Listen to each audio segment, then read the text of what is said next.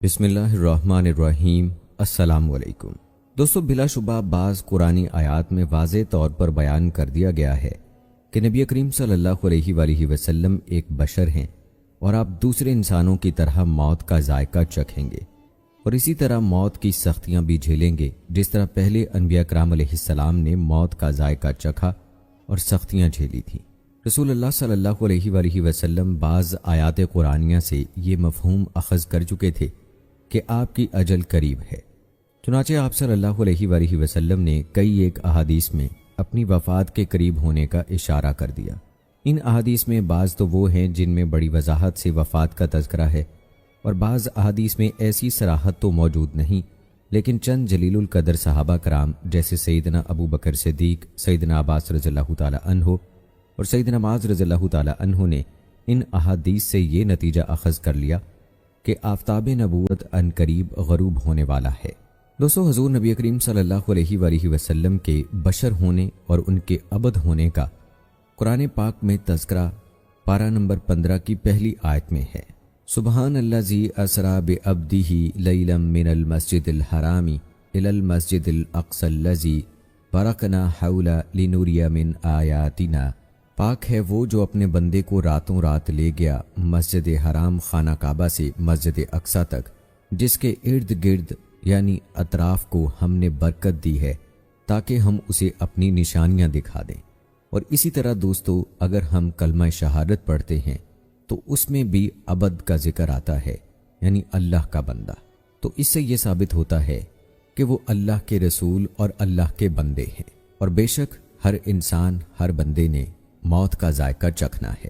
جیسے پہلے انبیاء علیہ الصلوۃ والسلام گزرے ہیں اور انہوں نے موت کا ذائقہ چکھا ہے، اسی طرح نبی مکرم صلی اللہ علیہ وآلہ وسلم نے بھی موت کا ذائقہ چکھا ہے۔ سورہ آل عمران کی آیت میں اللہ تعالیٰ کا فرمان ہے جس کا ترجمہ ہے، اور محمد صلی اللہ علیہ وآلہ وسلم ایک رسول ہی تو ہیں، ان سے پہلے بہت سے رسول گزر چکے ہیں، اگر ان کا انتقال ہو جائے یا شہید ہو جائیں تو کیا تم اسلام سے اپنی ایڑیوں کے بل پھر جاؤ گے؟ اور جو کوئی اپنی ایڑیوں کے بل پھر جائے تو وہ اللہ کا کچھ بھی بگاڑ نہ سکے گا، اور اللہ شکر ادا کرنے والوں کو اچھی جزا دے گا۔ صحیح مسلم کی حدیث نمبر 2387 میں نبی کریم صلی اللہ علیہ وآلہ وسلم کا فرمان ہے، حضرت عائشہ رضی اللہ تعالی عنہا روایت کرتی ہیں، اپنے والد ابو بکر اور اپنے بھائی عبد الرحمن کو میرے پاس بلا لاؤ تاکہ میں انہیں ایک تحریر لکھ دوں۔ مجھے ڈر ہے مبادا کوئی خلافت کا متمنی میرے بعد تمنا کرنے لگے یا کوئی کہنے والا کہنے لگے میں خلافت کا زیادہ حقدار ہوں، حالانکہ اللہ تعالیٰ اور مومن سوائے ابو بکر کے کسی کو خلیفہ نہیں مانیں گے۔ تو دوستو، آج کے ویڈیو میں ہم نبی کریم صلی اللہ علیہ وآلہ وسلم کے وصال اور حضرت ابو بکر صدیق رضی اللہ تعالی عنہ کی خلافت کے بارے میں بات کریں گے، جس طرح میں نے قرآن کی آیت اور حدیث کا حوالہ دے کر آپ کو بتایا کہ کس طرح سے نبی کریم صلی اللہ علیہ وآلہ وسلم نے حضرت عائشہ سے باروایت ایک حدیث صحیح مسلم کی حدیث نمبر 2387 میں فرمایا کہ حضرت ابو بکر صدیق رضی اللہ تعالی عنہ کو اپنا خلیفہ مقرر کیا۔ تو انشاءاللہ اسی طرح سے نبی کریم صلی اللہ علیہ وآلہ وسلم کے وصال اور حضرت ابو بکر صدیق رضی اللہ تعالی عنہ کے خلافت کے بارے میں قرآن و احادیث کی روشنی میں آپ کو بتائیں گے۔ آج کی ویڈیو انتہائی اہم ہونے والی ہے، سو اس کو آخر تک لازمی دیکھیے گا۔ تو آئیے دوستو، آغاز کرتے ہیں اپنی آج کی ویڈیو کا، اور سب سے پہلے تذکرہ کرتے ہیں رسول اکرم صلی اللہ علیہ وآلہ وسلم کے مرض الموت کے آغاز کا۔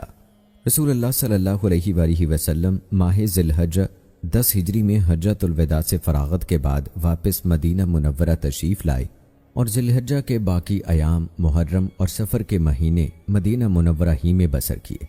پھر آپ جیش اسامہ رضی اللہ تعالی عنہ کی تیاری میں مصروف ہو گئے۔ آپ نے اس لشکر کا امیر حضرت اسامہ بن زید رضی اللہ تعالی عنہ کو مقرر فرمایا اور انہیں بلقاء اور فلسطین کے علاقوں کی طرف پیش قدمی کا حکم دیا۔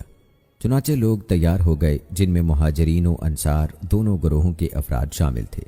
حضرت اسامہ رضی اللہ تعالی عنہ 18 سالہ نوجوان تھے۔ بعض لوگوں نے مہاجرین و انصار جیسے کبار صحابہ کرام پر اسامہ بن زید رضی اللہ تعالی عنہ کے بطور امیر تقرر پر یہ اعتراض کیا کہ آپ آزاد کردہ غلام ہیں۔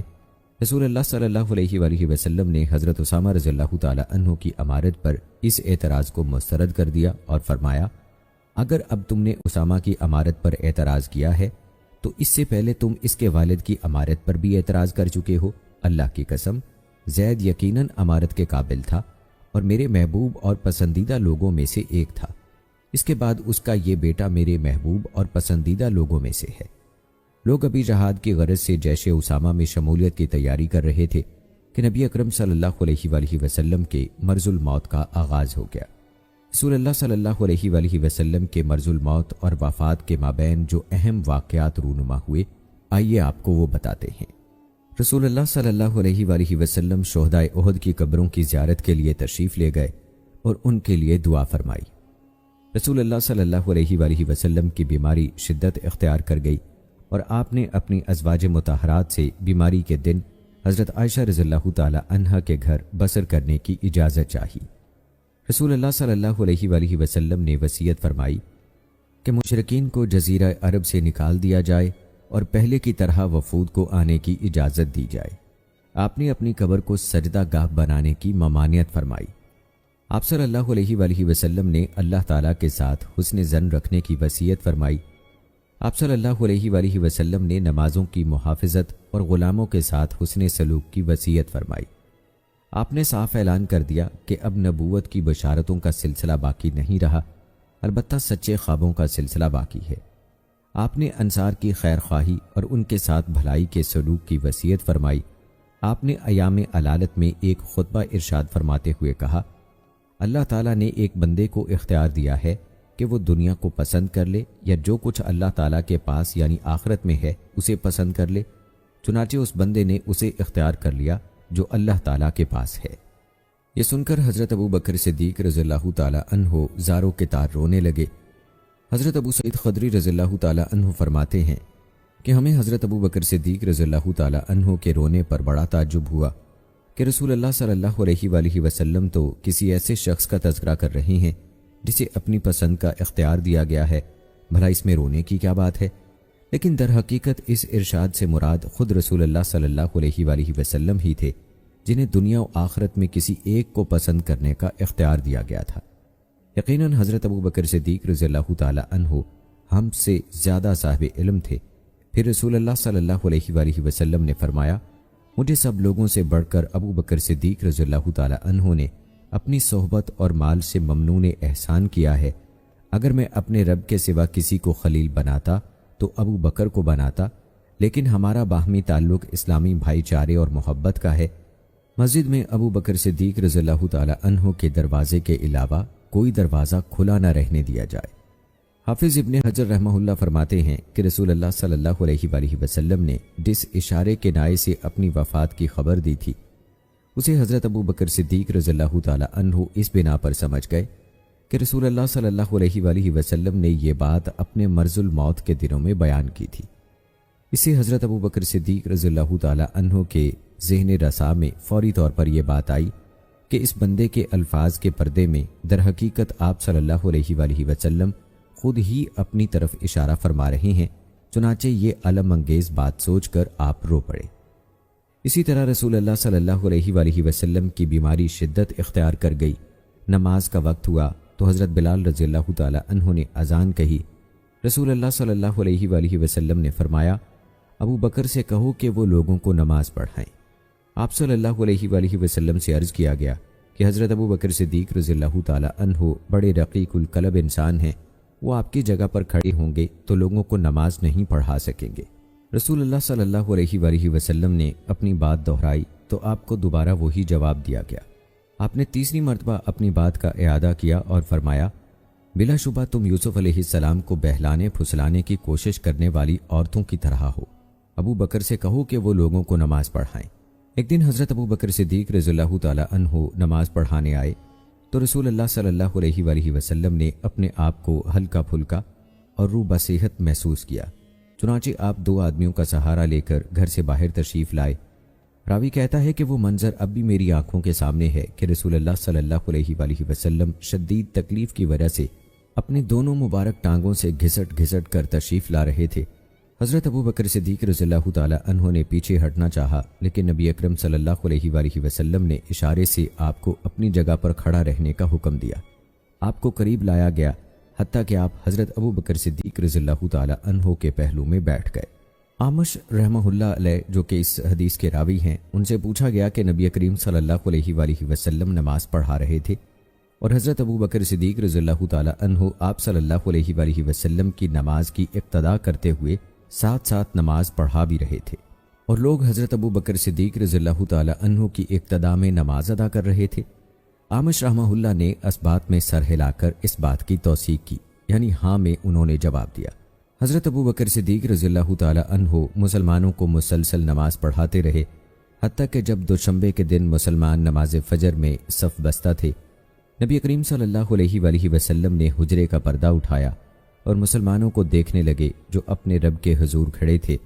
یوں آپ نے دیکھا کہ آپ کی دعوت و جہاد کا لگایا ہوا نخل ثمر آور ہو گیا ہے۔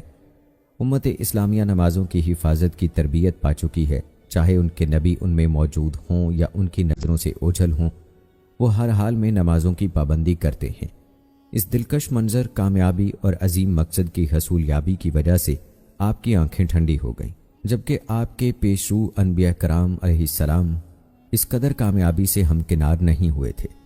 اب رسول اللہ صلی اللہ علیہ وآلہ وسلم کو یہ اطمینان ہو گیا کہ دین اسلام اور اللہ تعالیٰ کی عبادت کے ساتھ اس امت کا تعلق عارضی نہیں بلکہ دائمی ہے، اور اپنے نبی کی وفات سے ان کا یہ تعلق منقطع نہیں ہوگا۔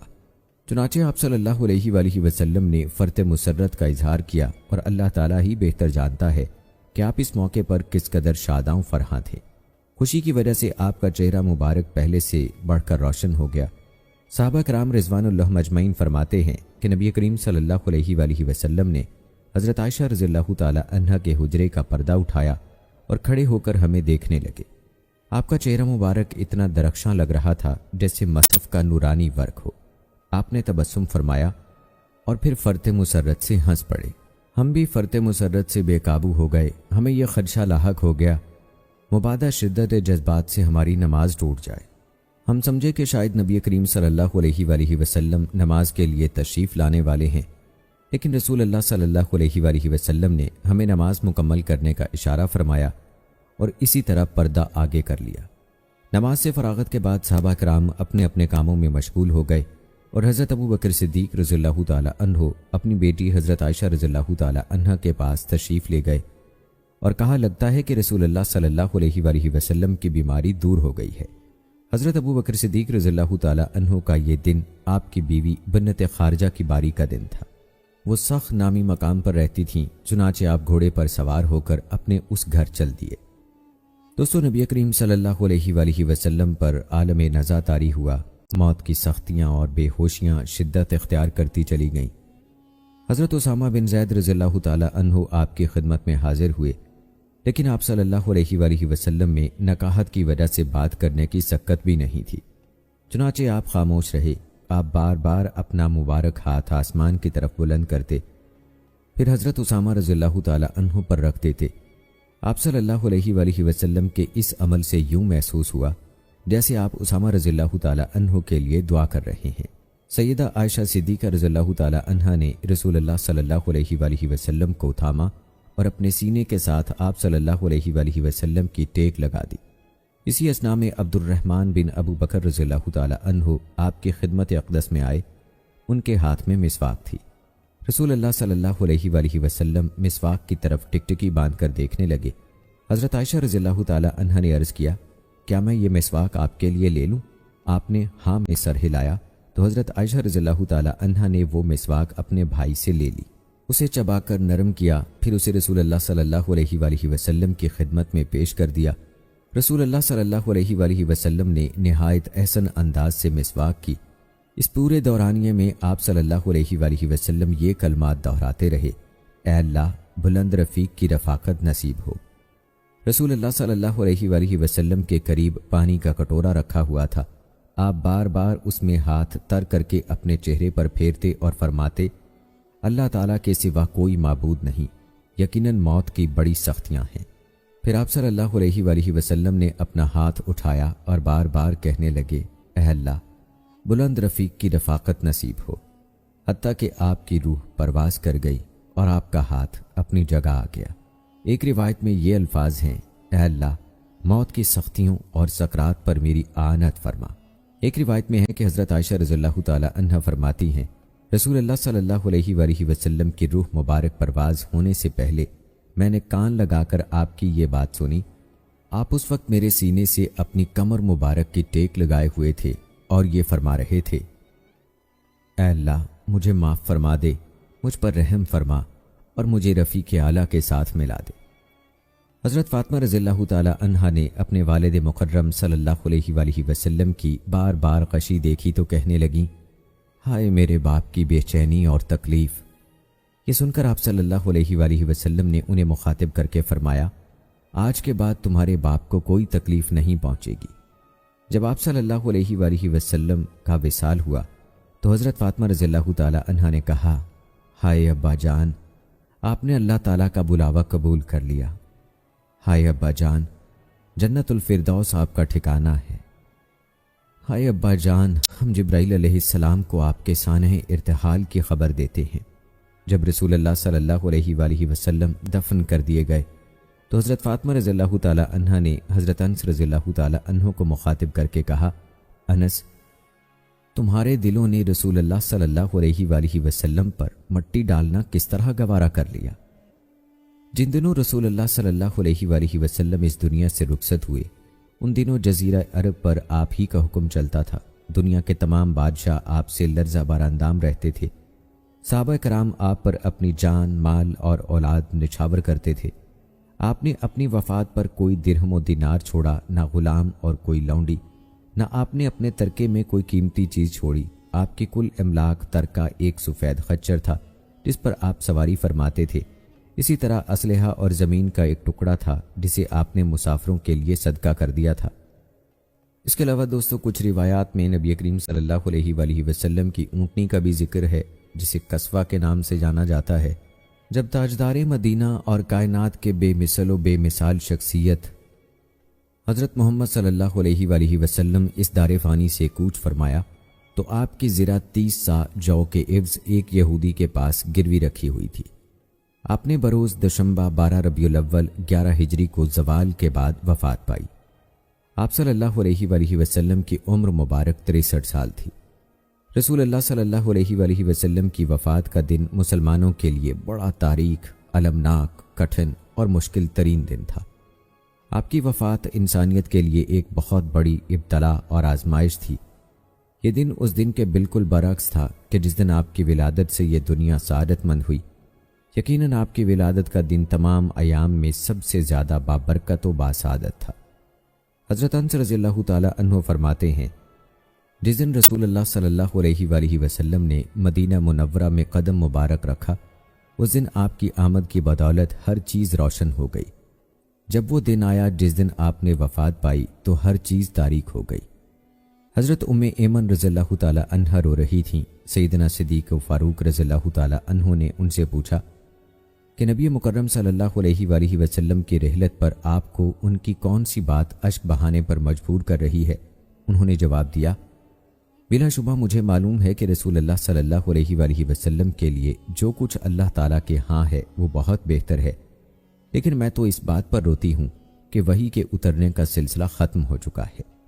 دوستو امام ابن رجب رحمہ اللہ فرماتے ہیں، رسول اللہ صلی اللہ علیہ وآلہ وسلم کی وفات انتہائی علم انگیز سانحہ تھا۔ اس کی وجہ سے مسلمان بے قرار ہو کر غیر منظم اور پریشان ہو گئے۔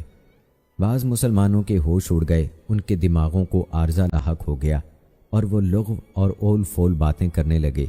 بعض ایسے تھے کہ اس سانحے نے انہیں زمین پر پٹخ دیا اور وہ کھڑے ہونے کے قابل نہ رہے۔ کچھ ایسے تھے کہ ان کی زبانوں کو تالے لگ گئے، ان میں گفتگو کرنے کا دم بھی نہ رہا، اور کچھ ایسے تھے جنہوں نے حتمی طور پر آپ کی وفات ہی کا انکار کر دیا۔ امام قرطبی رحمہ اللہ اس اندوہناک مصیبت کی ہولناکی اور اس پر مرتب ہونے والے امور بیان کرتے ہوئے فرماتے ہیں، سب سے بڑی مصیبت وہ ہے جو دین کے معاملے میں آئے۔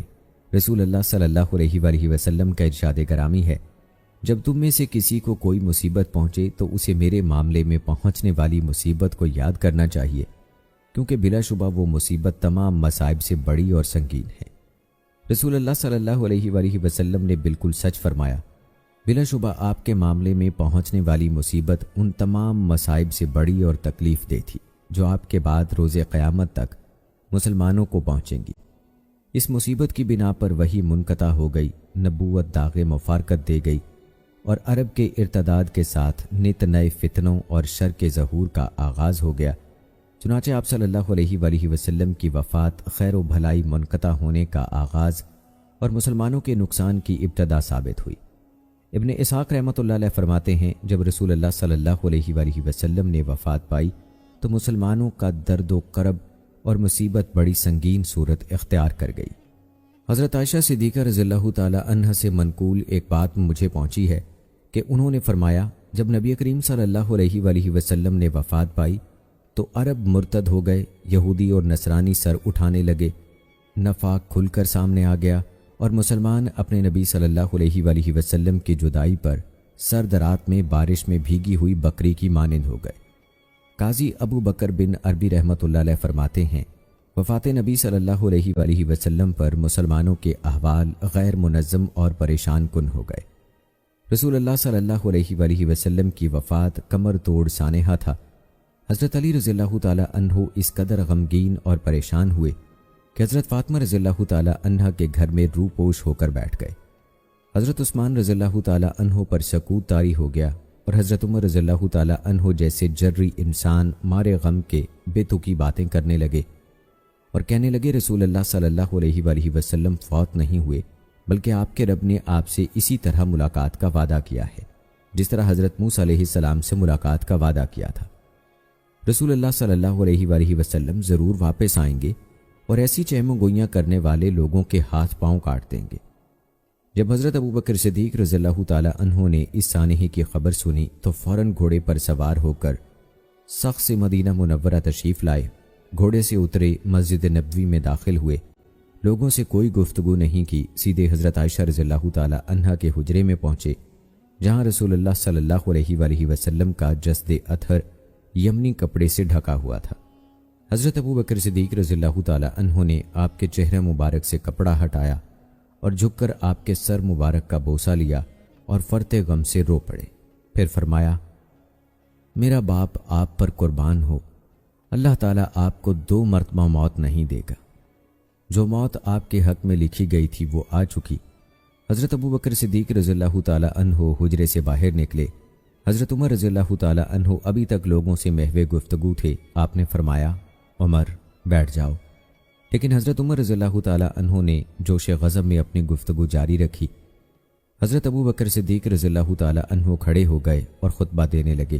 آپ نے اللہ تعالیٰ کی حمد و ثنا بیان کرنے کے بعد فرمایا، اما بعد، تم میں سے جو شخص حضرت محمد صلی اللہ علیہ وآلہ وسلم کی عبادت کرتا ہے وہ جان لے کہ محمد صلی اللہ علیہ وآلہ وسلم وفات پا چکے ہیں، اور جو شخص اللہ تعالیٰ کی عبادت کرتا ہے تو اللہ تعالیٰ یقیناً زندہ ہے، اسے کبھی موت نہیں آئے گی۔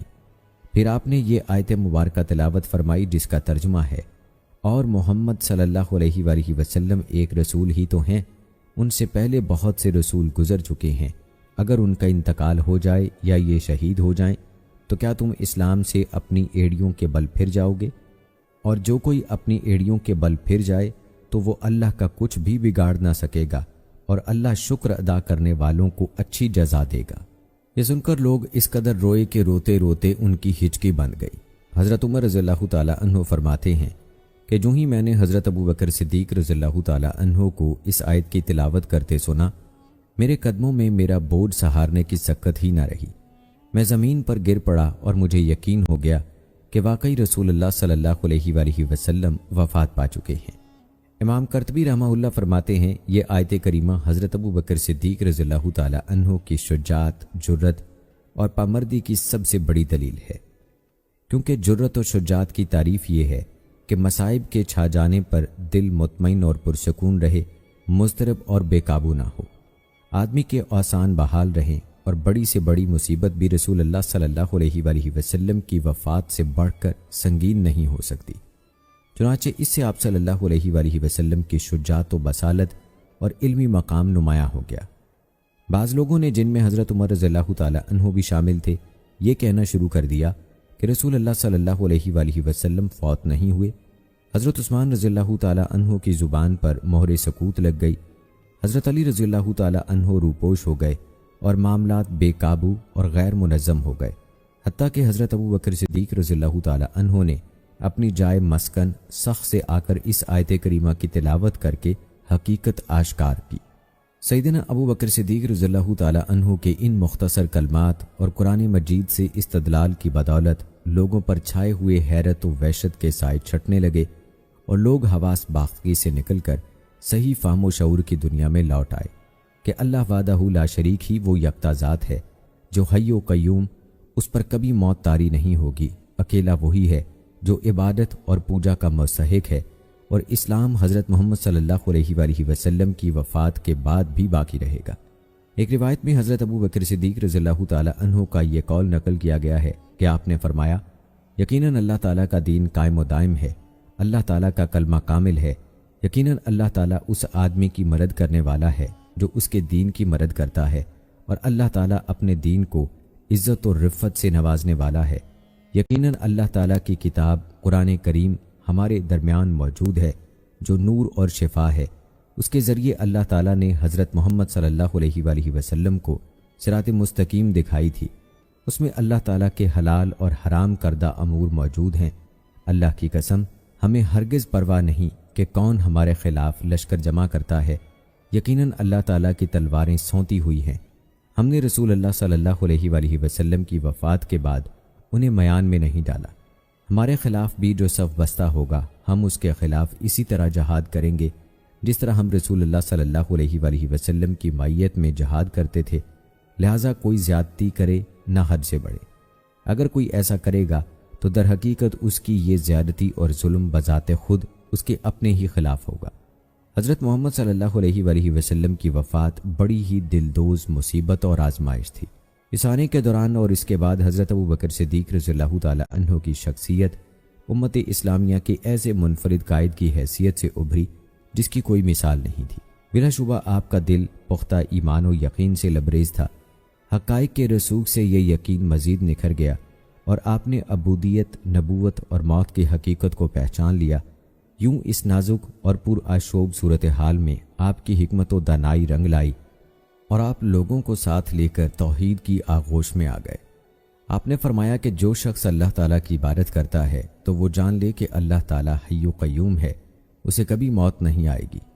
حضرت ابو بکر صدیق رضی اللہ تعالی عنہ کے ناقابل تسخیر ایمان و یقین کی بدولت مسلمانوں کے قلوب و اذہان میں توحید ہمیشہ تر و تازہ اور سدا بہار رہی۔ جیسے ہی انہوں نے حضرت ابو بکر صدیق رضی اللہ تعالی عنہ کی نصیحت اور یاد دہانی سنی، وہ حق کی طرف لوٹ آئے۔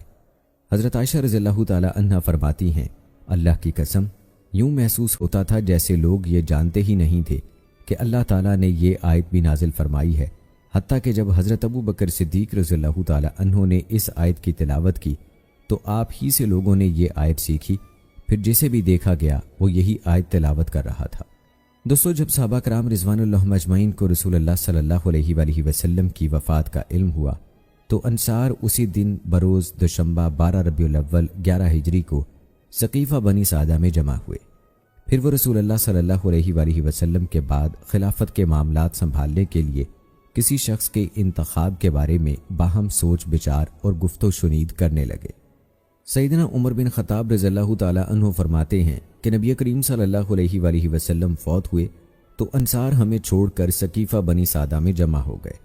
اسی طرح سیدنا علی رضی اللہ تعالی عنہ اور سیدنا زبیر رضی اللہ تعالی عنہ اور ان کے ساتھ کچھ لوگوں نے بھی ہماری مخالفت کی، جبکہ مہاجرین سیدنا ابو بکر صدیق رضی اللہ تعالی عنہ کے پاس جمع ہو گئے۔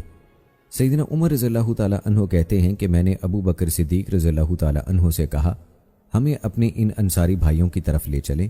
پھر ہم ان کے پاس جانے کے ارادے سے چل دیے۔ ہم ان کے قریب پہنچے تو ہمیں انصار کے دو نیک اور صالح افراد عویم بن سادہ اور مان بن عدی رضی اللہ تعالی عنہ ملے۔ ان دونوں نے وہ بات بتائی جس پر قوم انصار متفق ہوئی۔ پھر ان دونوں نے پوچھا، اے مہاجرین کی جماعت، تم لوگ کہاں جانے کا ارادہ رکھتے ہو؟ ہم نے جواب دیا، ہم اپنے انصاری بھائیوں کے پاس جانا چاہتے ہیں۔ وہ دونوں کہنے لگے، آپ ان کے پاس نہ جائیں، اپنے معاملے کا خود ہی فیصلہ کر لیں۔ سیدنا عمر رضی اللہ تعالی عنہ فرماتے ہیں، میں نے کہا، اللہ کی قسم ہم ان کے پاس ضرور جائیں گے۔ چنانچہ ہم آگے چل دیے اور ثقیفہ بنی سعدہ میں انصار کے پاس پہنچ گئے۔ ہم نے دیکھا کہ وہ سب جمع ہیں اور ان کے بیچ میں ایک آدمی کمبل اوڑے بیٹھا ہے۔ میں نے پوچھا یہ کون ہے؟ لوگوں نے بتایا کہ یہ سعد بن عبادہ رضی اللہ تعالی عنہ ہیں۔ پھر میں نے پوچھا کہ انہیں کیا ہوا؟ لوگوں نے بتایا کہ بخار میں مبتلا ہیں۔ ہم ابھی تھوڑی دیر ہی بیٹھے تھے کہ انصار میں سے ایک خطیب اٹھ کھڑا ہوا۔ اس نے کلمہ شہادت پڑھا اور اللہ تعالیٰ کے شایان شان اس کی حمد و ثنا بیان کی۔ پھر کہنے لگا، اما بعد، ہم اللہ تعالیٰ کے انصار ہیں، اسلام کا لشکر ہیں۔ اے مہاجرین کی جماعت، تم ہمارے مابین قلیل تعداد میں ہو۔ تم میں سے تھوڑے سے لوگ اپنی قوم قریش سے نکل کر آئے تھے۔ اب یہ لوگ چاہتے ہیں کہ ہماری بیخ کنی کریں اور ہمیں خلافت سے محروم کر دیں۔ وہ آدمی خاموش ہوا تو میں نے گفتگو کرنا چاہی۔ میں نے موقع محل کی مناسبت سے اپنے دل میں خوبصورت الفاظ سے مزین اپنی ایک پسندیدہ عمدہ تقریر تیار کر لی تھی اور چاہتا تھا کہ میں حضرت ابو بکر صدیق رضی اللہ تعالی عنہ سے پہلے اسے پیش کروں۔ میں اس گفتگو سے مجلس کی آتش غضب کو محبت اور آپس کی دلجوئی میں تبدیل کرنا چاہتا تھا، لیکن جب میں نے کلام کرنا چاہا تو حضرت ابو بکر صدیق رضی اللہ تعالی عنہ نے فرمایا، ذرا ٹھہرو۔ میں نے انہیں ناراض کرنا اچھا نہ سمجھا، چنانچہ انہوں نے تقریر کی۔ حضرت ابو بکر صدیق رضی اللہ تعالی عنہ مجھ سے کہیں زیادہ حلیم، پرتبار اور باوقار تھے۔ اللہ کی قسم، میری اپنے دل میں آراستہ کی ہوئی تقریر کا کوئی کلمہ ایسا نہیں تھا جو مجھے بھایا ہو، اور ابو بکر صدیق رضی اللہ تعالی عنہ نے اپنی بے ساختہ اور فی البدی تقریر میں وہ جملہ نہ کہہ دیا ہو یا اس سے بہتر اور فصیح تر کلمہ اس کی جگہ نہ بولا ہو۔ پھر آپ تقریر کر کے خاموش ہو گئے۔ بعد ازاں سیدنا ابو بکر صدیق رضی اللہ تعالی عنہ نے فرمایا، آپ نے اپنے بارے میں جو ذکر خیر کیا ہے واقعی آپ اس کے اہل اور مستحق ہیں، لیکن خلافت قریش کے سوا کسی اور قبیلے کے لیے مناسب نہیں ہوگی، کیونکہ قریش ازرو نسب اور علاقہ تمام اقوام عرب سے اعلیٰ ہیں۔ میں نے ان دونوں میں سے ایک شخص کو تمہارے لیے پسند کیا ہے، لہٰذا تم ان میں سے جس کی چاہو بیعت کر لو۔ حضرت ابو بکر صدیق رضی اللہ تعالی عنہ ہمارے ساتھ ہی بیٹھے ہوئے تھے۔ آپ نے آخری جملہ کہتے ہوئے میرا اور حضرت ابو عبیدہ بن جراح رضی اللہ تعالی عنہ کا ہاتھ پکڑا۔ حضرت ابو بکر صدیق رضی اللہ تعالی عنہ کی اس بات کے علاوہ مجھے ان کی اور کوئی بات ناگوار نہیں گزری۔ اللہ کی قسم، مجھے آگے کر دیا جاتا اور بے گناہ میری گردن تن سے جدا کر دی جاتی تو یہ معاملہ مجھے اس بات سے زیادہ محبوب تھا کہ میں کسی ایسی قوم کا امیر بنوں جس میں حضرت ابو بکر صدیق رضی اللہ تعالی عنہ جیسی شخصیت موجود ہو۔ خدایا ممکن ہے کہ موت کے وقت میرے دل میں کوئی ایسی بات آ جائے جو اب میرے دل میں نہیں۔ بہرحال انصار میں سے ایک آدمی کہنے لگا، میری رائے کو بڑی اہمیت حاصل ہے، اس کے بغیر گاڑی چلنا ناممکن ہے۔ میں ہی اس مسئلے کا حل بتا سکتا ہوں۔ میری رائے ہے کہ ایک امیر ہم میں سے ہو اور ایک امیر تم میں سے ہو۔ یہ بات سن کر مجلس میں شور برپا ہو گیا، آوازیں بلند ہو گئیں، حتیٰ کہ مجھے مسلمانوں کے مابین اختلاف پھوٹ پڑنے کا خطرہ محسوس ہونے لگا۔ میں نے کہا، ابو بکر رضی اللہ تعالی عنہ اپنا ہاتھ بڑھائیے۔ انہوں نے اپنا ہاتھ بڑھایا تو میں نے ان کی بیعت کر لی، اور مہاجرین نے بھی آپ کی بیعت کر لی، اور پھر انصار نے بھی آپ کی بیعت کر لی۔ مسند احمد کی روایت میں ہے کہ حضرت ابو بکر صدیق رضی اللہ تعالی عنہ نے جب تقریر فرمائی تو انہوں نے کوئی ایسی بات نہیں چھوڑی جو انصار کے بارے میں نازل ہوئی ہو یا رسول اکرم صلی اللہ علیہ وآلہ وسلم نے انصار کی شان میں فرمائی ہو۔ آپ نے فرمایا، یقیناً تم جانتے ہو کہ رسول اللہ صلی اللہ علیہ وآلہ وسلم نے فرمایا تھا، اگر لوگ ایک وادی میں چلیں اور انصار دوسری وادی میں چلیں تو میں انصار کی وادی میں چلوں گا۔ سعد، تمہیں معلوم ہے کہ تم بیٹھے ہوئے تھے اور رسول اللہ صلی اللہ علیہ وآلہ وسلم نے تمہاری موجودگی میں فرمایا تھا، قریش خلافت کے منتظم اور والی ہوں گے۔ لوگوں میں سے نیک ان کے نیک آدمی کی اور ان میں سے فاجر آدمی ان کے فاجر کی پیروی کریں گے۔ اس پر حضرت سعد بن عبادہ رضی اللہ تعالی عنہ نے فرمایا، آپ نے سچ فرمایا ہے، ہم وزراء ہوں گے اور آپ عمراء ہوں گے۔ دوستو، امام احمد رحمہ اللہ کے بیان کردہ روایت سے یہ بات واضح ہو جاتی ہے کہ حضرت ابو بکر صدیق رضی اللہ تعالی عنہ کتنی دانش مندی سے مسلمانوں کو کسی فتنے میں مبتلا کیے بغیر انصار کے دلوں کو مسخر کر کے اپنی مبنی برحق رائے کو منوانے میں کامیاب ہوئے۔ آپ نے کتاب و سنت میں وارد انصار کے فضائل و مناقب بیان کر کے انہیں خراج تحسین پیش کیا۔ مد مقابل کی خدمات کو سراہنا اور اسے خراج تحسین پیش کرنا اسلامی منہج ہے۔ اس کا مقصد یہ ہوتا ہے کہ مد مقابل پر انصاف کی بالادستی کا اظہار ہو اور مخالف کے منصفانہ ضمیر کو بیدار کیا جائے، اس کی آتشی غضب کو رفتہ رفتہ مان کیا جائے اور فخر و غرور اور انانیت کے اسباب کا قلع کما کر دیا جائے، تاکہ حق کے نمایاں ہو جانے پر قلوب قبول حق کے لیے تیار ہو جائیں۔ رسول اللہ صلی اللہ علیہ وآلہ وسلم کے اسوہ حسنہ سے ہمیں بہت سی ایسی مثالیں ملتی ہیں جو ایسے خراج تحسین کے جواز پر روشنی ڈالتی ہیں۔ پھر حضرت صدیق اکبر رضی اللہ تعالی عنہ نے نہایت حسین تدبیر سے رشتہ کلام اپنی تمہیدی گفتگو سے ملا کر واضح فرما دیا کہ ہر چند انصار کی عظمت و فضیلت اور مقام و مرتبہ مسلم ہے، لیکن اس کے یہ معنی نہیں کہ وہ خلافت کا زیادہ حق رکھتے ہیں، کیونکہ نبی اکرم صلی اللہ علیہ وآلہ وسلم نے یہ تصریح فرمائی ہے کہ خلافت میں قریش کے مہاجرین ہی کو مقدم رکھا جائے گا۔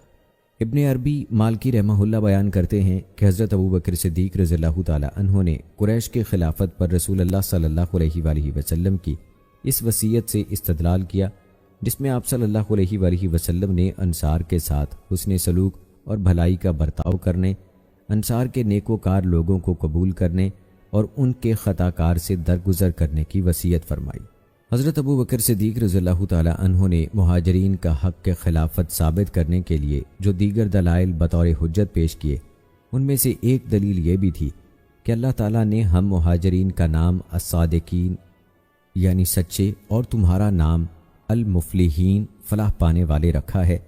یوں دراصل آپ نے اللہ تعالیٰ کے اس فرمان کی طرف اشارہ کیا جس کا ترجمہ ہے، مال فے ان مہاجر فقراء کے لیے ہے جو اپنے گھروں اور اپنے مالوں سے نکالے گئے، وہ اللہ کا فضل اور اس کی رضا ڈھونڈتے ہیں اور اللہ اور اس کے رسول کی مدد کرتے ہیں، یہی لوگ سچے ہیں۔ اور ان کے لیے ہے جنہوں نے مدینہ کو گھر بنا لیا تھا اور ان مہاجرین سے پہلے ایمان لا چکے تھے، وہ انصار ان سے محبت کرتے ہیں جو ان کی طرف ہجرت کرے، اور وہ اپنے دلوں میں اس مال کی کوئی حاجت نہیں پاتے جو ان یعنی مہاجرین کو دیا جائے، اور اپنی ذات پر ان کو ترجیح دیتے ہیں اگرچہ خود انہیں سخت ضرورت ہو۔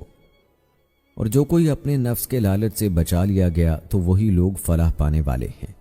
مزید برآں سیدنا ابو بکر صدیق رضی اللہ تعالی عنہ نے فرمایا کہ اللہ تعالیٰ نے تمہیں حکم دیا ہے کہ ہم جہاں کہیں بھی ہوں تم ہمارا ساتھ دو گے۔ چنانچہ فرمان الہی ہے، اے لوگو جو ایمان لائے ہو اللہ سے ڈرو اور سچ بولنے والوں کے ساتھ ہو جاؤ۔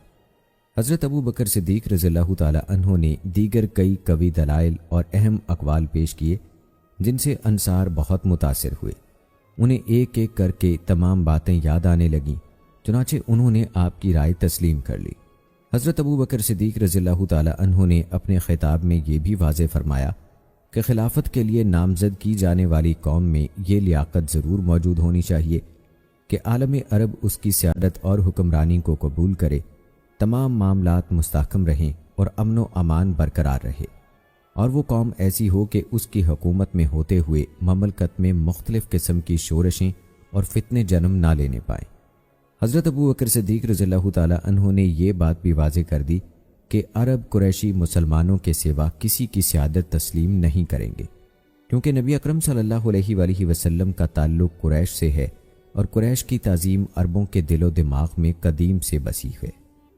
حضرت ابو بکر صدیق رضی اللہ تعالی عنہ کے ان خوبصورت اور روشن کلمات کی بنا پر انصار نے اقرار کر لیا کہ وہ حسب سابق اسی طرح اعانت کرنے والے وزراء اور مخلص سپاہی رہیں گے جس طرح عہد نبوی میں تھے۔ اس طرح مسلمانوں کی صف میں وحدت اور اتحاد کی شان پیدا ہو گئی۔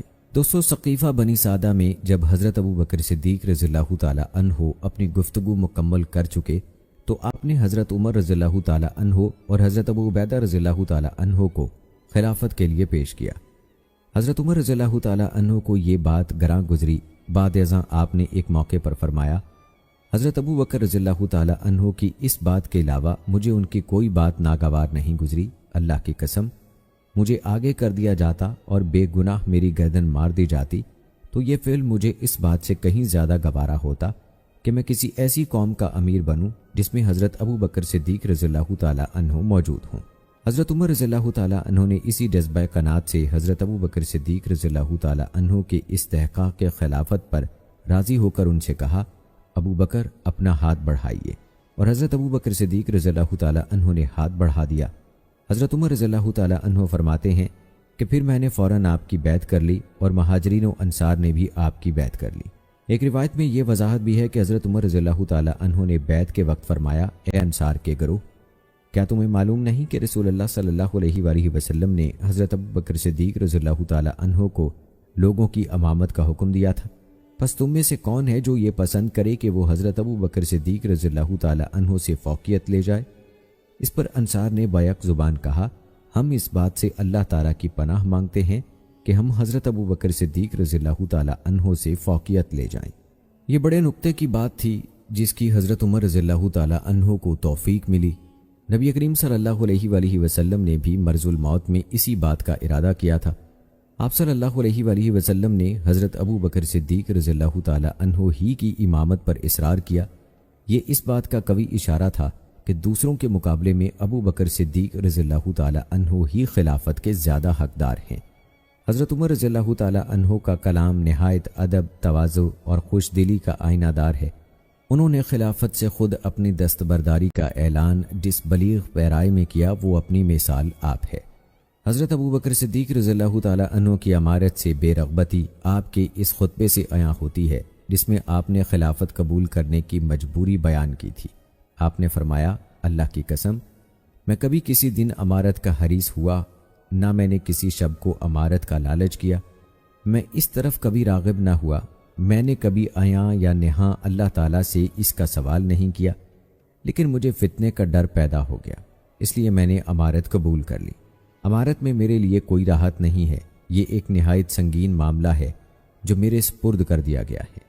مجھ میں اللہ تعالیٰ کی نصرت و تائید کے بغیر اس معاملے سے عہدہ برا ہونے کی طاقت نہیں ہے۔ میں تو یہ چاہتا ہوں کہ آج لوگوں میں سب سے زیادہ قوی شخص اس منصب پر فائز ہوتا۔ یہ بات بھی ثابت ہے کہ سیدنا ابو بکر صدیق رضی اللہ تعالیٰ عنہ نے فرمایا، میری آرزو تو یہ ہے کہ کاش ثقیفہ بنی سعدہ کے روز میں نے منصب خلافت کو ان دو آدمیوں یعنی ابو عبیدہ رضی اللہ تعالیٰ عنہ اور عمر رضی اللہ تعالیٰ عنہ میں سے کسی ایک کے حوالے کر دیا ہوتا اور خود میں ان کا وزیر بن جاتا۔ حضرت ابو بکر صدیق رضی اللہ تعالیٰ عنہ نے اپنے متعدد خطبات میں خلافت کی ذمہ داری اٹھانے سے معذرت ظاہر کی۔ ایک مرتبہ آپ نے فرمایا، لوگوں، تمہاری خلافت کے معاملے کو میں تمہارے سپرد کرتا ہوں، تم یہ منصب جسے چاہو سونپ دو، میں تمہارا ایک ادنا آدمی بن کر رہوں گا۔ لوگوں نے آپ کو جواب دیا، آپ رسول اللہ صلی اللہ علیہ وآلہ وسلم کے رفیق غار اور ثانی اثنین ہیں، ہم آپ ہی کی قیادت پر راضی ہیں۔ حضرت ابو بکر صدیق رضی اللہ تعالیٰ عنہ نے خلافت کے بارے میں مسلمانوں کے ہر قسم کے اعتراضات بخوبی دور کیے اور ان سے حلف اطاعت لیا۔ بیعت خلافت کے 3 یا 7 دن بعد ممبر رسول صلی اللہ علیہ وآلہ وسلم پر کھڑے ہوئے اور فرمایا، لوگو، اللہ تعالیٰ کو یاد کرو، تم میں سے جو شخص میری بیعت کرنے پر نادم ہے وہ کھڑا ہو جائے۔ اس پر حضرت علی رضی اللہ تعالیٰ عنہ کھڑے ہو گئے۔ آپ کے پاس تلوار تھی۔ آپ حضرت ابو بکر صدیق رضی اللہ تعالیٰ عنہ کے اتنے قریب چلے گئے کہ آپ نے اپنا ایک پاؤں ممبر کے زینے پر اور دوسرا نیچے کنکریوں پر رکھا اور فرمایا، اللہ کی قسم، ہم آپ کی بیعت فسخ کریں گے، نہ آپ کی سبکدوشی پسند کریں گے۔ آپ کو رسول اللہ صلی اللہ علیہ وآلہ وسلم نے آگے کیا ہے، بھلا کون ہے جو آپ کو پیچھے کرے؟ خلافت مسئولیت سے دور بھاگنے کا معاملہ صرف حضرت ابو بکر صدیق رضی اللہ تعالیٰ عنہ ہی سے خاص نہیں تھا، بلکہ یہ تو بلا شک و شبہ اس دور کی روح اور طبعی جذبہ تھا۔ صحابہ کرام نام و نمود سے دور بھاگتے تھے۔ ان تمام نصوص کے پیش نظر یہ اعتراض کیا جا سکتا ہے کہ ثقیفہ بنی سعدہ میں جو رد و قد اور بحث و مباحثہ ہوا تو وہ اس میلان طبع سے خالی نہیں تھا، مگر حقیقت یہ ہے کہ وہ مکالمہ اسلامی دعوت کے حسین اور روشن مستقبل کے حصول اور اس کے راستے میں قربانیاں پیش کرنے کی بہم تیاری کے لیے انصار کے شائق ہونے کی دلیل تھا۔ اسی لیے انہیں اس وقت تک سکون اور اطمینان نہیں ہوا جب تک انہوں نے بیعت کی پکار پر لبیک کہتے ہوئے سرت کے ساتھ حضرت ابو بکر صدیق رضی اللہ تعالیٰ عنہ کی بیعت نہیں کر لی، اور حضرت ابو بکر صدیق رضی اللہ تعالیٰ عنہ نے بھی بیعت کا بار گرام مذکورہ اسباب ہی کی بنا پر قبول کیا۔ صحابہ کرام رضوان اللہ اجمعین کا یہ نظریہ اپنے بعد آنے والے بہت سے ایسے نام نہاد محققین کے نظریات سے متصادم ہے جنہوں نے علمی منہج اور موضوع مطالعے کی مخالفت کرتے ہوئے ثقیفہ بنی سعدہ کے معاملے میں اپنی منمانی تحقیق کی کوشش کی ہے۔ ایسے لوگوں کی تحقیق اور مطالعہ اس دور کی روح اور جذبے کا نقیض اور انصار اور غیر انصار اصحاب رسول صلی اللہ علیہ وآلہ وسلم کی امنگوں اور توقعات سے متصادم ہے۔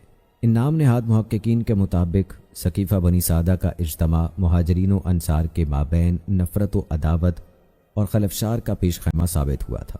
ان لوگوں کا یہ کہنا باطل ہے، کیونکہ اگر ایسا تھا تو پھر انصار نے بیعت ابو بکر کو کیوں قبول کر لیا، جبکہ وہ اس شہر کے قدیمی باشندے تھے اور پھر وہ تعداد اور استعداد میں مہاجرین پر فوقیت رکھتے تھے، اور اگر وہ خلافت کی نصرت و اعانت کے لیے پرجوش نہیں تھے تو انہوں نے حضرت ابو بکر صدیق رضی اللہ تعالی عنہ کی خلافت کیوں تسلیم کی؟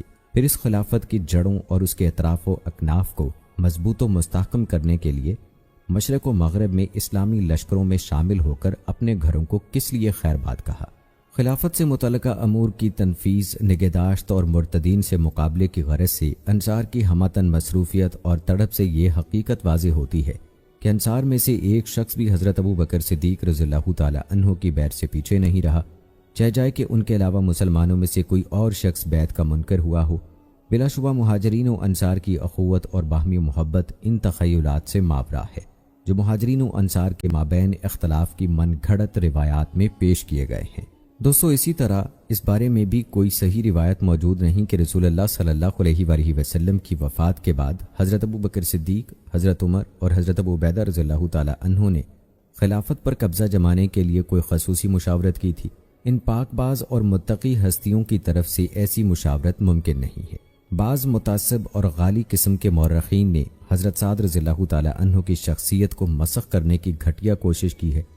انہوں نے حضرت سعد رضی اللہ تعالی عنہ کو مہاجرین کا مد مقابل ظاہر کیا ہے کہ حضرت سعد خلافت کے حریص تھے اور اس کے حصول کے لیے مسلمانوں میں سازش و انتشار اور فرقہ بندی کا ہر طریقہ آزما رہے تھے۔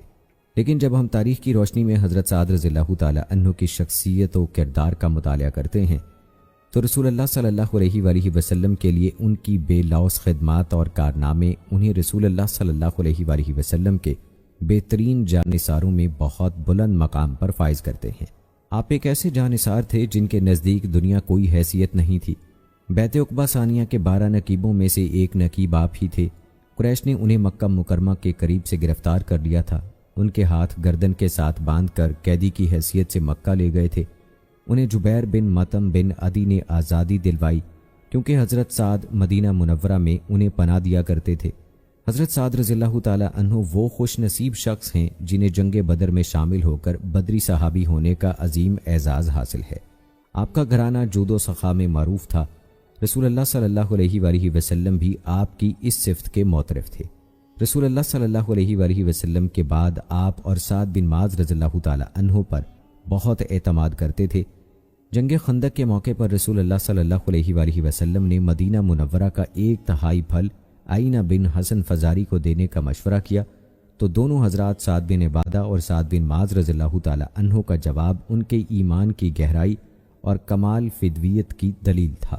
دوستو، قرآن مجید میں ایسی متعدد آیات آئی ہیں جن میں اس بات کا واضح اشارہ موجود ہے کہ نبی کریم صلی اللہ علیہ وآلہ وسلم کا خلیفہ ہونے کا سب سے زیادہ حق حضرت ابو بکر صدیق رضی اللہ تعالی عنہ کا ہے۔ اس حوالے سے دوستو میں آپ کو دلائل دیتا چلوں۔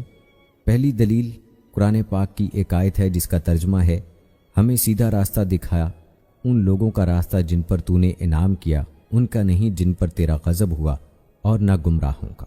دوستو، اسی طرح اس بارے میں بھی کوئی صحیح روایت موجود نہیں کہ رسول اللہ صلی اللہ علیہ وآلہ وسلم کی وفات کے بعد حضرت ابو بکر صدیق، حضرت عمر اور حضرت ابو عبیدہ رضی اللہ تعالی عنہ نے خلافت پر قبضہ جمانے کے لیے کوئی خصوصی مشاورت کی تھی۔ ان پاک باز اور متقی ہستیوں کی طرف سے ایسی مشاورت ممکن نہیں ہے۔ بعض متعصب اور غالی قسم کے مورخین نے حضرت سعد رضی اللہ تعالی عنہ کی شخصیت کو مسخ کرنے کی گھٹیا کوشش کی ہے۔ انہوں نے حضرت سعد رضی اللہ تعالی عنہ کو مہاجرین کا مد مقابل ظاہر کیا ہے کہ حضرت سعد خلافت کے حریص تھے اور اس کے حصول کے لیے مسلمانوں میں سازش و انتشار اور فرقہ بندی کا ہر طریقہ آزما رہے تھے۔ لیکن جب ہم تاریخ کی روشنی میں حضرت سعد رضی اللہ تعالی عنہ کی شخصیت و کردار کا مطالعہ کرتے ہیں تو رسول اللہ صلی اللہ علیہ وآلہ وسلم کے لیے ان کی بے لوث خدمات اور کارنامے انہیں رسول اللہ صلی اللہ علیہ وآلہ وسلم کے بہترین جانثاروں میں بہت بلند مقام پر فائز کرتے ہیں۔ آپ ایک ایسے جانثار تھے جن کے نزدیک دنیا کوئی حیثیت نہیں تھی۔ بیت عقبہ ثانیہ کے 12 نقیبوں میں سے ایک نقیب آپ ہی تھے۔ قریش نے انہیں مکہ مکرمہ کے قریب سے گرفتار کر لیا تھا۔ ان کے ہاتھ گردن کے ساتھ باندھ کر قیدی کی حیثیت سے مکہ لے گئے تھے۔ انہیں جبیر بن مطعم بن عدی نے آزادی دلوائی، کیونکہ حضرت سعد مدینہ منورہ میں انہیں پناہ دیا کرتے تھے۔ حضرت سعد رضی اللہ تعالی عنہ وہ خوش نصیب شخص ہیں جنہیں جنگ بدر میں شامل ہو کر بدری صحابی ہونے کا عظیم اعزاز حاصل ہے۔ آپ کا گھرانہ جود و سخا میں معروف تھا۔ رسول اللہ صلی اللہ علیہ وآلہ وسلم بھی آپ کی اس صفت کے معترف تھے۔ رسول اللہ صلی اللہ علیہ وآلہ وسلم کے بعد آپ اور سعد بن معاذ رضی اللہ تعالی عنہ پر بہت اعتماد کرتے تھے۔ جنگ خندق کے موقع پر رسول اللہ صلی اللہ علیہ وآلہ وسلم نے مدینہ منورہ کا 1/3 پھل آئینہ بن حسن فزاری کو دینے کا مشورہ کیا، تو دونوں حضرات سعد بن عبادہ اور سعد بن معاذ رضی اللہ تعالی عنہ کا جواب ان کے ایمان کی گہرائی اور کمال فدویت کی دلیل تھا۔ دوستو، قرآن مجید میں ایسی متعدد آیات آئی ہیں جن میں اس بات کا واضح اشارہ موجود ہے کہ نبی کریم صلی اللہ علیہ وآلہ وسلم کا خلیفہ ہونے کا سب سے زیادہ حق حضرت ابو بکر صدیق رضی اللہ تعالی عنہ کا ہے۔ اس حوالے سے دوستو میں آپ کو دلائل دیتا چلوں۔ پہلی دلیل قرآن پاک کی ایک آیت ہے جس کا ترجمہ ہے، ہمیں سیدھا راستہ دکھایا، ان لوگوں کا راستہ جن پر تو نے انعام کیا، ان کا نہیں جن پر تیرا غضب ہوا، اور نہ گمراہوں کا۔ اس آیت سے حضرت ابو بکر صدیق رضی اللہ تعالی عنہ کی خلافت کی دلیل اس طرح قائم ہوتی ہے کہ ابو بکر صدیق رضی اللہ تعالی عنہ ان انعام یافتہ لوگوں میں شامل ہے جن کے رستے پر چلنے اور ان کا طریقہ اختیار کرنے کی توفیق مانگنے کا مومنوں کو حکم دیا گیا ہے۔ ان انعام یافتہ گروہوں میں سے ایک صدیقین کا گروہ بھی ہے۔ نبی کریم صلی اللہ علیہ وآلہ وسلم کا فرمان ہے، اور جو کوئی اللہ اور رسول کی اطاعت کرے تو وہ ایسے لوگوں کے ساتھ ہوں گے جن پر اللہ نے انعام کیا، یعنی انبیاء، صدیقین، شہیدوں اور نیکوکاروں کے ساتھ، اور یہ لوگ رفاقت کے لحاظ سے کس قدر اچھے ہوں گے۔ رسول اللہ صلی اللہ علیہ وآلہ وسلم نے فرمایا تھا کہ ابو بکر رضی اللہ تعالی عنہ صدیقین میں سے ہیں۔ یہ فرمان نبوی اس بات کی دلیل ہے کہ ابو بکر گروہ صدیقین کے رکن ہیں، بلکہ ان کے سردار ہیں۔ چنانچہ جب ابو بکر رضی اللہ تعالی عنہ ان لوگوں میں سے ہیں جن کا راستہ ہی سیدھا راستہ قرار دیا گیا ہے، تو پھر کسی عقل مند کو اس امر میں قطعاً کوئی شک نہیں ہونا چاہیے کہ امت محمدیہ میں خلافت مصطفیٰ صلی اللہ علیہ وآلہ وسلم کے سب سے زیادہ مستحق ابو بکر صدیق رضی اللہ تعالی عنہ ہی ہیں۔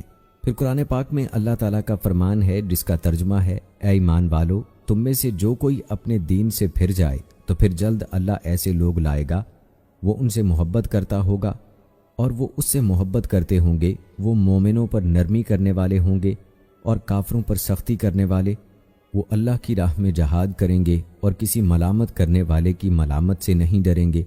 یہ اللہ کا فضل ہے، وہ جسے چاہتا ہے عطا کرتا ہے، اور اللہ بڑی وسعت والا، خوب جاننے والا ہے۔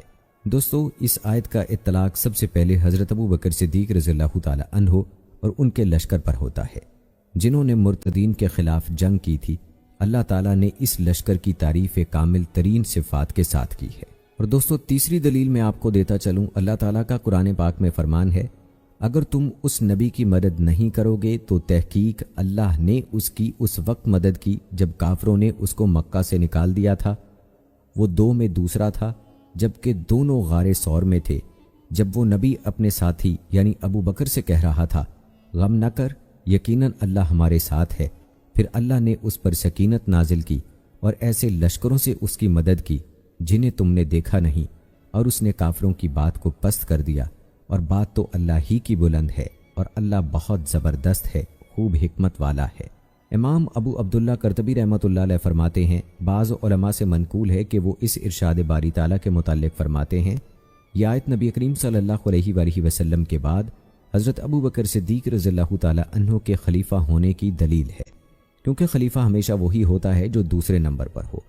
میں نے اپنے استاد ابو العباس احمد بن عمر رحمہ اللہ کو فرماتے ہوئے سنا، انہوں نے کہا، حضرت ابو بکر رضی اللہ تعالی عنہ ثانی اثنین ہونے کے لقب کے مستحق اس لیے ٹھہرے کیونکہ نبی اکرم صلی اللہ علیہ وآلہ وسلم کے بعد انہوں نے امور سلطنت کو اسی طرح جاری رکھا جس طرح رسول اللہ صلی اللہ علیہ وآلہ وسلم نے چلایا تھا۔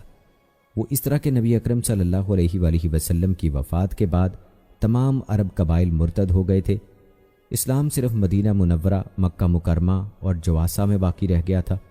اس وقت ابو بکر صدیق رضی اللہ تعالی عنہ نے لوگوں کو پوری قوت کے ساتھ اسلام کی دعوت دی اور دین اسلام میں واپس نہ آنے پر ان کے خلاف اسی طرح جہاد کیا جس طرح نبی کریم صلی اللہ علیہ وآلہ وسلم نے منکرین اسلام کے ساتھ جنگیں لڑی تھیں۔ اس لحاظ سے ابو بکر صدیق رضی اللہ تعالی عنہ ثانی اثنین کے لقب کے مستحق ٹھہرے۔ اور دوستو، حضرت ابو بکر صدیق رضی اللہ تعالی عنہ کے خلیفہ اول ہونے کی ایک اور دلیل میں یہاں آپ کو دیتا چلوں۔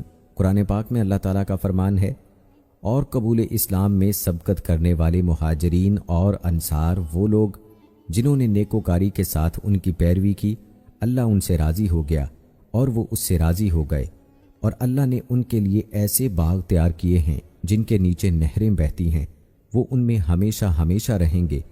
یہ بہت بڑی کامیابی ہے۔ دوستو، اس آیت مبارکہ سے حضرت ابو بکر صدیق رضی اللہ تعالی عنہ کی امامت کی حقانیت کی دلیل اس طرح اجاگر ہوتی ہے کہ ہجرت انسانی طبع پر نہایت شاق گزرتی ہے، لہٰذا جو سب سے پہلے یہ مشکل ترین کام کر گزرے وہ اس اطاعت میں دوسروں کے لیے اسوہ بن جاتا ہے۔ یہ عظیم مگر مشکل کام رسول اللہ صلی اللہ علیہ وآلہ وسلم کے دلی اطمینان اور فرحت کا باعث تھا۔ اسی طرح نبی اکرم صلی اللہ علیہ وآلہ وسلم کے ساتھ تعاون میں سبقت کرنا بھی ایک عظیم الشان عمل ہے۔ چنانچہ جب رسول اللہ صلی اللہ علیہ وآلہ وسلم مدینہ منورہ تشریف لائے تو آپ کی خدمت و مدد میں سبقت کرنے والے صحابہ عظیم ترین منصب کے حامل قرار پائے۔ جب یہ بات ثابت ہو گئی کہ ہجرت میں پہل کرنے اور نبی مکرم کی خدمت و تعاون میں سبقت کرنے سے یہ عظیم منصب حاصل ہوتا ہے، تو ابو بکر صدیق رضی اللہ تعالی عنہ ہجرت کرنے والوں میں سب سے سبقت لے گئے تھے، کیونکہ وہی نبی کریم صلی اللہ علیہ وآلہ وسلم کے سفر و حضر کے ساتھی اور خدمتگار تھے، اس لیے وہ مہاجرین میں بلند ترین مقام پر فائز ہو گئے۔ اس سے یہ بات ثابت ہوتی ہے کہ حضرت ابو بکر صدیق رضی اللہ تعالی عنہ وہ ہستی ہیں جن سے اللہ راضی ہو چکا ہے اور وہ اللہ سے راضی ہیں، اور یہ فضیلت کا اعلیٰ ترین مرتبہ ہے۔ اور اسی طرح دوستو، ایک اور دلیل اللہ تعالیٰ نے قرآن پاک میں فرمایا، آپ ان پیچھے چھوڑ جانے والے اہل دیہات سے کہہ دیجئے، عنقریب تم ایک سخت جنگجو قوم کی طرف بلائے جاؤ گے، تم ان سے لڑو گے یا وہ مسلمان ہو جائیں گے، پھر اگر تم اطاعت کرو گے تو اللہ تمہیں نیک اجر دے گا، اور اگر تم منہ موڑو گے جیسا کہ اس سے پہلے تم نے منہ موڑا تھا تو وہ تمہیں نہایت دردناک عذاب دے گا۔ امام ابو الحسن اشعری رحمہ اللہ فرماتے ہیں، سورہ توبہ میں حضرت ابو بکر صدیق رضی اللہ تعالی عنہ کی امامت کی دلیل موجود ہے، جبکہ اللہ تعالیٰ نے اپنی نبی کی نصرت نہ کرنے والوں اور جہاد سے منہ موڑ کر بیٹھے رہنے والوں کے بارے میں ارشاد فرمایا، اے نبی، پھر اگر اللہ آپ کو ان منافقین کے کسی گروہ کی طرف واپس لے آئے، پھر وہ آپ سے جہاد پر نکلنے کی اجازت مانگیں تو کہہ دیجئے، اب تم میرے ساتھ جہاد پر کبھی نہیں نکلو گے اور نہ کبھی میرے ساتھ مل کر دشمن سے لڑو گے۔ تم پہلی بار پیچھے بیٹھ رہنے پر راضی ہو گئے تو اب بھی پیچھے رہنے والوں کے ساتھ بیٹھے رہو۔ دوستو، آئیے کچھ دلائل آپ کو احادیث مبارکہ سے بھی دیتے ہیں۔ حضرت ابو ہریرہ رضی اللہ تعالی عنہ بیان کرتے ہیں کہ رسول اللہ صلی اللہ علیہ وآلہ وسلم نے فرمایا، میں سویا ہوا تھا، مجھے خواب میں دکھایا گیا کہ میں اپنے حوض سے پانی نکال کر لوگوں کو پلا رہا ہوں، اتنے میں ابو بکر آ گئے۔ انہوں نے میرے ہاتھ سے ڈول لے لیا تاکہ مجھے آرام و سکون کا موقع دیں۔ انہوں نے 2 ڈول کھینچے، لیکن ان کے ڈول نکالنے میں کمزوری تھی، اللہ ان کی مغفرت فرمائے۔ پھر عمر آ گئے، انہوں نے ابو بکر سے ڈول لے کر خوب پانی نکالا۔ میں نے کبھی اس سے زیادہ قوت کے ساتھ ڈول کھینچتے کسی کو نہیں دیکھا، حتیٰ کہ لوگ سیر ہو کر چلے گئے اور حوض ابھی بھرا ہوا تھا اور بڑے جوش کے ساتھ پھوٹ رہا تھا۔ امام شافعی رحمہ اللہ فرماتے ہیں، انبیاء کرام کے خواب وہی ہیں۔ آپ کا یہ ارشاد ابو بکر رضی اللہ تعالی عنہ کے ڈول نکالنے میں بھی کمزوری تھی۔ اس سے حضرت ابو بکر رضی اللہ تعالی عنہ کے خلافت کی مختصر مدت، ان کی جلد وفات اور مرتدین کے ساتھ جنگ میں مشغولیت مراد ہے، جس کے باعث آپ کے عہد میں زیادہ فتوحات نہ ہو سکیں۔ حضرت عمر رضی اللہ تعالی عنہ کے طویل دور خلافت میں اسلامی مملکت کی حدود خوب پھیلتی چلی گئی۔ اسی طرح دوستو، ایک اور حدیث کے ذریعے سے دلیل آپ کو دیتا ہوں۔ حضرت عائشہ رضی اللہ تعالی عنہا بیان کرتی ہیں کہ رسول اللہ صلی اللہ علیہ وآلہ وسلم نے اپنی بیماری کے دوران فرمایا، اپنے والد ابو بکر اور اپنے بھائی عبد الرحمن کو میرے پاس بلا لاؤ تاکہ میں انہیں ایک تحریر لکھ دوں۔ مجھے ڈر ہے مبادا کوئی خلافت کا متمنی میرے بعد تمنا کرنے لگے یا کوئی کہنے والا کہنے لگے میں خلافت کا زیادہ حقدار ہوں۔ حالانکہ اللہ تعالیٰ اور مومن سوائے ابو بکر کے کسی کو خلیفہ نہیں مانیں گے۔ یہ حدیث حضرت ابو بکر صدیق رضی اللہ تعالیٰ عنہ کی فضیلت کی بڑی واضح دلیل ہے۔ اس میں نبی کریم صلی اللہ علیہ وآلہ وسلم نے اپنے رفیق اعلیٰ سے ملنے کے بعد پیدا ہونے والے حالات کی پیش گوئی کی اور یہ بتا دیا تھا کہ مسلمان ابو بکر رضی اللہ تعالیٰ عنہ کے سوا کسی کو خلیفہ بنانے پر راضی نہ ہوں گے۔ اس حدیث میں یہ اشارہ بھی تھا کہ آپ صلی اللہ علیہ وآلہ وسلم کے بعد امر خلافت میں اختلاف پیدا ہوگا، چنانچہ آپ کی پیش گوئی کے مطابق ایسا ہی ہوا۔ بعد ازاں مسلمان ابو بکر صدیق رضی اللہ تعالیٰ عنہ کی خلافت پر متفق ہو گئے۔ اور دوستو آپ کو اس کا حوالہ بھی دیتا چلوں، صحیح مسلم شریف کی یہ حدیث نمبر 2387 ہے۔ دوستو حضرت عبداللہ بن مسعود رضی اللہ تعالیٰ عنہ بیان کرتے ہیں کہ جب رسول اللہ صلی اللہ علیہ وآلہ وسلم فوت ہو گئے تو انصار کہنے لگے کہ ایک امیر ہم میں سے اور ایک امیر تم میں سے ہوگا۔ حضرت عمر رضی اللہ تعالیٰ عنہ انصار کے پاس آئے اور فرمایا، اے انصار کی جماعت، کیا تمہیں معلوم نہیں کہ رسول اللہ صلی اللہ علیہ وآلہ وسلم نے ابو بکر کو لوگوں کی امامت کرانے کا حکم دیا تھا؟ لہٰذا اب تم میں سے کون ہے جو ابو بکر رضی اللہ تعالیٰ عنہ پر خود کو مقدم سمجھتا ہے؟ اس پر انصار نے جواب دیا، ہم اس بات سے اللہ کی پناہ مانگتے ہیں کہ ہم ابو بکر صدیق رضی اللہ تعالیٰ عنہ پر خود کو مقدم کریں۔ دوستو اس حدیث کا حوالہ بھی میں آپ کو دیتا چلوں، المستدرک حاکم کی حدیث نمبر 67 ہے یہ۔ اسی طرح ابن سعد رضی اللہ تعالیٰ عنہ نے اپنی سند کے ساتھ حسن بصری رحمہ اللہ سے بیان کیا ہے کہ حضرت علی رضی اللہ تعالیٰ عنہ بیان کرتے ہیں، نبی کریم صلی اللہ علیہ وآلہ وسلم فوت ہو گئے تو ہم نے اپنے حالات کا جائزہ لیا۔ ہم نے دیکھا کہ نبی اکرم صلی اللہ علیہ وآلہ وسلم نے حضرت ابو بکر صدیق رضی اللہ تعالیٰ عنہ کو نماز کی امامت سونپی تھی، چنانچہ ہم نے اپنی دنیا کی امامت کے لیے انہی کو پسند کر لیا جنہیں رسول اللہ صلی اللہ علیہ وآلہ وسلم نے ہمارے دین کی امامت کے لیے چنا تھا۔ اور دوستو اس کا حوالہ بھی آپ کو بتاتے چلیں، الطبقات ابن سعد حدیث نمبر 183۔